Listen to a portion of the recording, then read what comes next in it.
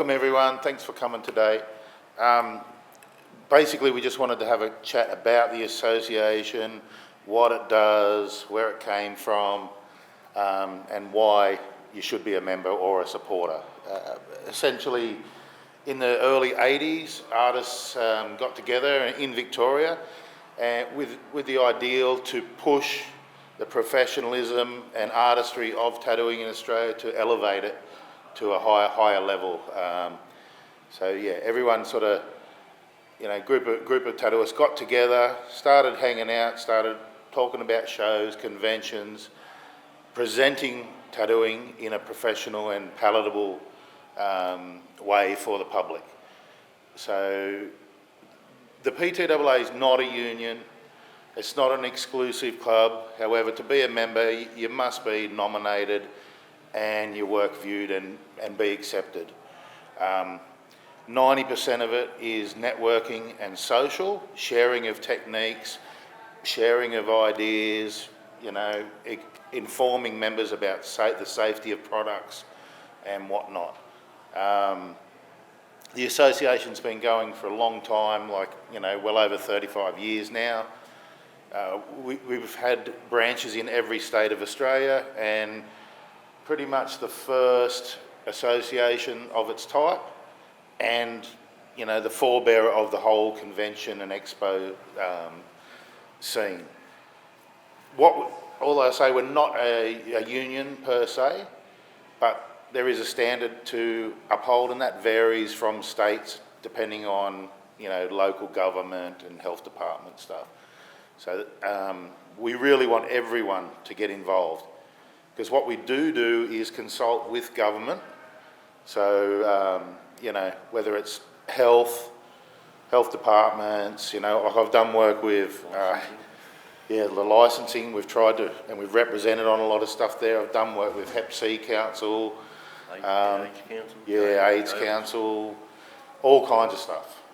We do. There's a lot of stuff that goes on behind the scenes that the general public don't know about.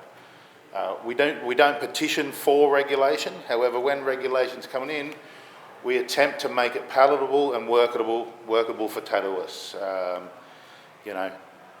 There's stuff going on worldwide now about pigments and ink and all kinds of stuff, and that is creeping into Australia. There's things like, at one point in South Australia, they wanted to have a 72-hour cooling off period on a tattoo. So you had to go in, book, organise your tattoo, and wait minimum 72 hours before you got it. Things like that we have actually stopped and represented, yeah. Things like the licensing scheme that in New South Wales, that was impossible to stop. That's fallen off us, and we've tried and we're still trying to adjust and sort of make it usable or industry friendly, because right now it's just a burden. But this is the reason why I say every tattooer who takes it serious should be a member of the PTAA or an artists association, because when we have to deal with government bodies regarding to laws, tax, health, anything like that, the more numbers we have, the more power we have. So the tattoo industry is very finicky, and we're all artistic and individual types, but it's really very important in today's age, with an emerging and changing industry, for everyone to sort of unite on this front, because there's big changes. If you have a look around the world, big changes, big disruptions, and it's causing us grief. So everyone, get on board, find out, sign up. Minimum fee, $100 a year. You get a newsletter. It's a great networking opportunity, and get social and have some fun. Tax deductible too? Yeah, fully tax deductible. That's it. You guys have got a show coming up in October? Yeah. Do you want to talk about that? Yeah, we're just having an old style tattoo show. There's no actual tattoo in there. It's just a judge work, and then there's a 2-course sit-down meal afterwards. Just like more of a get-together for us than the public, Like that last clip. Yeah, having a dinner. With our boobs out. Like before actual convention started, that's how it was done. It was called a convention, but it was more just for us to get together. You know, like at the time, back then I'd been working in South Australia, and I had mates in Sydney or Brisbane or whatever, but you never saw them. So once a year was like a get-together for everybody to bullshit and get drunk, whatever, you know? Like, no offence, but now it's got too commercial. We want to just go back to having a night for us, you know? Which will be, what date is it in October and where is it? The 12th at Penrith Paceways. Gummy should know more about that. Gummy's the New South Wales rep. He's the guy you have to see to join up and do all that. Hang on, this way. Oh yeah, cool. So, g'day, I'm Gummy Johnston. I'm the New South Wales PTAA representative. So just to extend on what we do, also we have monthly or bi-monthly meetings where we get together either out west of Sydney or in the city, and during those meetings we talk about current things, if it's legislation, whatever else it may be. Keep informed, keep our members informed, and just try to, I guess, get, you can then put forward any concerns or anything you might want to bring to the table for our senior members to take to, any avenues we need to take to. Also have your voice heard on different topics. So we try to hold them, like I said, once a month or bi-monthly. And then if you head out the back onto the veranda, there's a booth that we have out there set up with a bunch of tattoo history of the PTAA. You can talk to the guys, get your forms together and sign up and join the association. Just on a quick note, what Moony was saying about the legislation part of things, we don't make the rules. Like, we're not the tattoo police. We try to make the rules so that they are workable. How many of you guys from New South? Yeah. Oh, well, like, the skin penetration guidelines that you work under now, me and Max Chater wrote them. Because if we hadn't, you would be wearing face masks.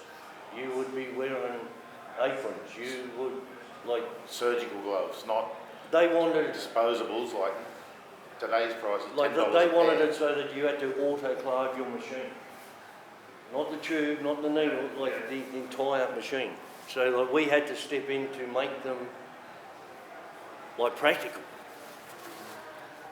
So that's all we've ever tried to do, just to keep it where we can actually do it. Anyone have any questions? Yeah, you were involved in the chats with the Queensland government. Yes. Like, what were they like? Can you share some what that was like talking to the government today? Were they open to discussion? Did they have preconceptions? How did you find it? I'll be truthful. These people that work in health, government, whatever, they have no idea what's going on in tattooing. And unfortunately, some people are getting in their ear and telling them this should happen and that should happen in the tattooing world. The laws that were coming in Queensland, and they'd already been like preliminarily put through, and this was the final thing, and me and Chris flew up and presented to them. If those laws would have been enacted the next day, no one would have been able to tattoo in Queensland the next day. So like they were calling for a standard, like a chemical standard of ink and a labelling standard, and etc., that no ink company in the world had labels that qualified. Nobody had the technical data to prove that the product was what it was. Like in Australia, because we don't have manufacturing of pigments here, we're relying on the trust and whatever from industry suppliers that know the reputable brands and provide them. But you've got the eBay, Amazon world, stuff coming in, no labelling, you have no idea what you're using. And from a health department consensus, they have a rule that says everything that you use must be designed for the purpose. That's it. It doesn't say what the content has to be. So, by law, you shouldn't be using Rotary drawing ink or you shouldn't be using those type of products because they're architectural drawings, you know, they're not designed for that.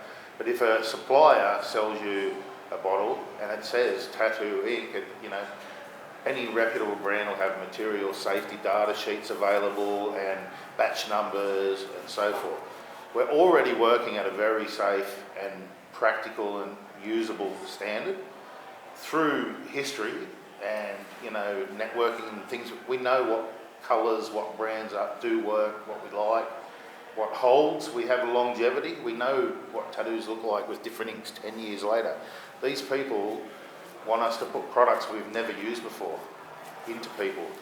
And if you look at the situation in Europe, you know, 2-year-old, 3-year-old tattoos, the fade or fallout of, call it fallout, broad term, of colours, it's ridiculous. So like the products, the standards are one thing, but those products being fit for purpose, that's a different thing. And they have not trialled them. So you can come up with a chemical safety standard, but the science in that is actually flawed.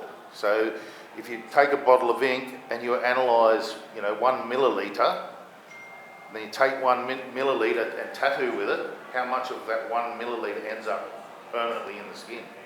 How much is on a tissue in the bin? How much is sprayed across the bench? You know, wiped away, stuck on the outside. Yeah. You got. This has been going on in Europe for nearly 10 years, to tell you the truth, where it's just been a battle. Now, people will jump on the safety bandwagon, and we're all about safety and making sure everything's good.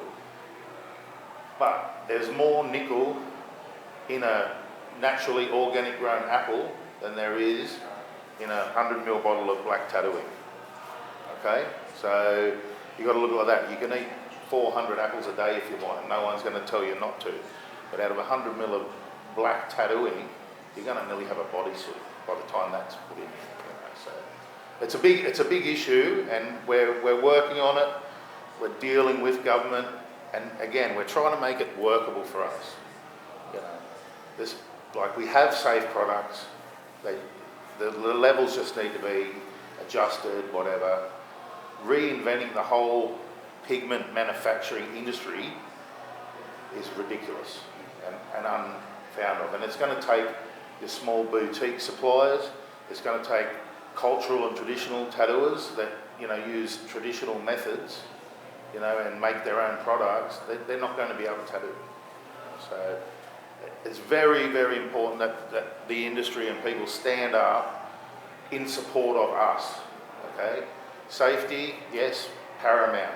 You know, professionalism, hygiene, that's all paramount. But we have to find the middle ground where we can continue to do what we love doing and create nice tattoos. So, yeah. Question over there? Yeah, I was going to bring it back to the government thing. You said you're meeting with them, the whole thing with Queensland, you guys flew up and you were able to get in there before these claims. Yeah. What do you find the major pushback is from the government? Is it mainly health related, or are they got issues with the culture and the industry as a whole, that, you know, the looks of the tattoo industry? Where's their real kickback coming from? Well, like Queensland, that was because somebody recommended that we should model our system off a European system. So they just took you know, Wikipedia information, that's what I call it. Like, it's pretty weak. What they took is unfound, and they just assumed that it was correct, and they assumed it was working in Europe, and it's not working in Europe. People have compliant ink on a rack on the wall, and what they really use in their bottom drawer. So from a safety and health standard, it is not working. But say the New South Wales licensing legislation, they will sprout that it's about, you know, outlaw motorcycle culture. But then I've done it in the room. I'll say, well, why does it matter if you're an Australian citizen or not? If it's about outlaw motorcycle culture, why does it matter if you're from Queensland or, you know, Canberra to come in here and tattoo if it's about outlaw motorcycle culture? So we're not about one side or the other. We're just about tattooers doing our thing, and yeah, you know, happy to chat about it, talk to you about it. But yeah, we've made a lot of government representation, and Chris Rand does a lot of it. He's a very intelligent guy, very clever, and we play good cop, bad cop. And like me and Jeff have been, you know, when fair trading run it, me and Jeff have been down there and, you know, tried our best and been shut down 100 times, eh? So yeah, you need someone representing you. It's all good. Everybody's safe in their little bay, in their studio, in their bay, but there's stuff going on out there that could have you shut down in a day, like the COVID rubbish in New South Wales. Less than 24 hours notice to cease trading. You know, like that's. We had to petition the government during that period to try to get back to work, and we got it back quicker than we were expecting. And also as well, like the whole licensing system just came in overnight with no industry consultation. Absolutely, yeah. Like, there was we someone went to a claiming to meeting be with them. an industry representative. Yeah, but it wasn't ours. Yeah. With the licensing thing, is anyone looking at it being a national thing so that you don't have Queensland, you don't have New South Wales? Like, is there, say, as a professional tattooer, that you go, I'm a professional tattooer, I'm licensed, and then I can travel without having to do a New South Wales one, then having to do it. Isn't that the South? Like, I mean, I'm in the South Australia. No, like Victoria not interested in a licence. Yeah. Victoria not interested in, government's not interested in a licence. They don't give a shit. And New South Wales, New South Wales doesn't care that Queensland has a health qualification. South Australia has a watered down version. Yeah, I've heard of a number, you've got to get a number. Yeah. Yeah, but it's pretty much, it's like you apply, they do a check on you, and if they find any bad stuff and you pass it around. Yeah. But apart from that, Yeah, it's more like they have the power to stop you rather than enable you. but Like, there's no regulations like, No if fake. you want to go to South Australia, you would. You just apply for it and work, you know? Away you go, yeah. But it's not like, if someone from South Australia wants to come here, they have to apply, pay, get a licence before they're even allowed to pick up a machine here, you know? Yeah, like I'm in the ACT, which is Yeah. literally a suburb of New South Wales anyway. Yeah. But I can't go to Queanbeyan, which is Yeah. 10 minutes down the road and work, Yeah. Yeah. you know, at someone's shop. I can only work in the ACT. Yeah. But like, and but it just doesn't make sense. Yeah. to me. I guess it's like each state you have a driver's license. Yeah. Each state, there's Like- not federal But it's not a driver's federal, yeah. Yeah. like, When the laws first come out, I had a meeting with a QC about it, right? And he read them and like studied them for us, and they're not legal. They're not right. He has told me straight out, you can beat them, Yeah. but it will cost you $250,000. Yeah, I don't know that. Hang on, like, he said, that's what it'll cost to take the High Court, and you'll win. Yeah. He said, but don't think that's the end of it, because Yeah. they will appeal, and it will cost you another $150,000. So that's how they made it. We can't do anything about it unless we've got $500,000, like in legal fees. Yeah. Like, I don't know if you guys know about the New South Wales licence. But, You don't have to prove you can tattoo. yeah. No, that's what I've done the application for. It's the only licence, well, maybe official licence, that you don't have to prove you can do what the licence is for. Yeah. You know, like you drive a car, you got to prove you can drive a car. Yeah, exactly. so we don't call for the regulation, you know, whatever, but we're stuck with it. In an ideal world, you know, a national system would be fantastic for us. Yeah. But if you're in Victoria, you don't want to then, yeah, if you're a Victorian tattooist, you'd prefer not to have anything so that you don't have to be put in the same box as New South Wales and Queensland. So to have a federal or license that's national would be quite difficult to have the other states come to the party. All states to then agree on a certain standard, or even a recognition is hard to get, which we have got to a degree, but still a little bit of a hurdle. You still have to pay the fees in every state. But Like, yeah, the association doesn't have a problem with a licence, No. but make it, for the right reasons. yeah, make it a licence. Maybe you have to do a health check, or you have to do a. But health doesn't even, honestly, with the licensing stuff, health doesn't need to even be involved because you already have skin penetration guidelines. You already have your local council healthy coming and inspecting your studio. Like that's already existing. Yeah. Like, there's no need to sort of call for any more than that. what this licensing system has done and has enabled anyone with $700 to start tattooing tomorrow. You know, and we take the craft a little bit more serious, and you know, and it's sort of a bit. That's why we're in the situation we are. If the licensing system was in regard to public health, it wouldn't be like that at all. Is there a system in that, like, if once regulation is really well instilled and working for tattoo artists and government, is that the sort of area when we're going to start seeing, you know, apprentices getting paid because there's going to be government kickback for qualification, and like there is in carpentry or whatever else, you know? Yeah, look, the people, we've been down this path 100 times too with apprenticeships, but again, that means every kid drops out of school at 16 and they're a tattoo apprentice. Yeah. So the way things are, we hold the power. I don't tell who you can teach or bring in. I don't tell him. You don't tell me. If I think someone has, you know, the respect for the craft, the skills, the artistic ability, the nous to do it, I'll bring him in. What all this regulations is doing is taking the power out of tattooists' hands, and that's where we stand. We don't regulate. Like, as Jeff said, we're not the tattoo police, but we're working to protect it for tattooing. So, yeah, I mean, you know, if the only reason you stopped you getting a tattoo apprenticeship because you don't get fucking paid, like, do you really want to be a tattooer? Yeah. You know? And there's many industries that still have internships that are like, you know, the work is for free of a sort of a system where you're going to learn in way of payment instead of a monetary value. Yeah, a lot of what you'd call the lost trades, the older trades, like pattern making, sword making, you know, sign writing, not printing out stickers. Yeah. It's real signery.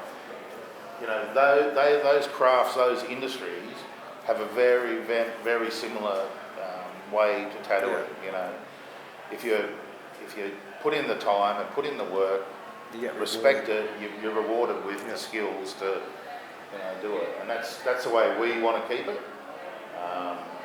But yeah, who knows what will happen? It's a very changing and emergent time, but the people calling for change aren't even tattooers. Yeah. And that's why we need to sort of unite and stand up. And if we don't get involved, they're going to do whatever they're going to do. Yeah. Well, somewhere there has to be a voice in there for us. Otherwise, you're going to come down with a heap of legislation that is not practical for anyone. Yeah, if you don't sort of get behind this, you're going to find big farmers going to take over the production of all equipment. Expensive. Yeah, you're going to find the outlays and costs for running your business are going to double, if not triple. Yeah. So take it on board and get amongst it. Get into it. Cool. Thank you.